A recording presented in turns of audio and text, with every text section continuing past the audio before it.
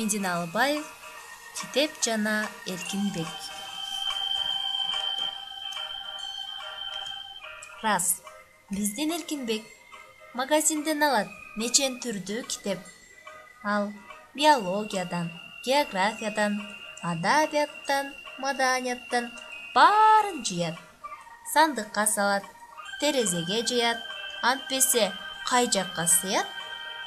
Бирок биздин Эркинбек окуймун деп ачып карабагандыгы уят. Анын үйүндө Пушкин, Некрасов, Толстой томдор толуп жатат. Ой-ой-ой. Бирок Эркинбек окубаган соң кантет анан кары Толстой капа болбой. Бир күнү Эркинбек алып дагы жаңы китеп таң калды.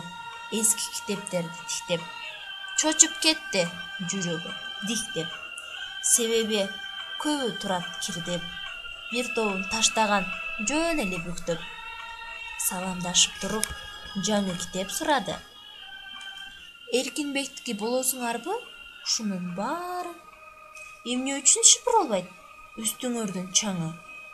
Көп туруп калгансыңар го, өңүңөр сары. Болсом да жаңы, силерге окшобосом экен, мен дагы. Анда жооп берди бир китеп. Ой досум, айтпагын аны. Биз дагы сендей болгонбуз жаңы. Биздин Эркинбек алаарын алат, мына ушинтип жыйып салат. Кээ бирөөбүздү коет, жөн эле шкафка камап. Эң жок дегенде жакшы эле го. Анда-санда жүрсө карап. Айласыздан турабыз да. Биз андан сурамак белек табак. Кайра өзүбүз болуп тамак. Этек жеңибизде чычкандар талап. Дагы бирөө сөз салды. Жолдош, жаңы китеп. Чындыкты айтсам жаман көрбөңүз. Биз дагы жаңы болуп көргөнбүз. Карачы. Бизден мурункуларды желелеп турат жөргөмүш. Анда бир китеп. Бизди жыят Эркинбек. Китеп көп окуйт экен деп. Ушинтип тура беребиз. Кайда биздин барактарыбыз кесилмек. Дагы чыкты бир китеп.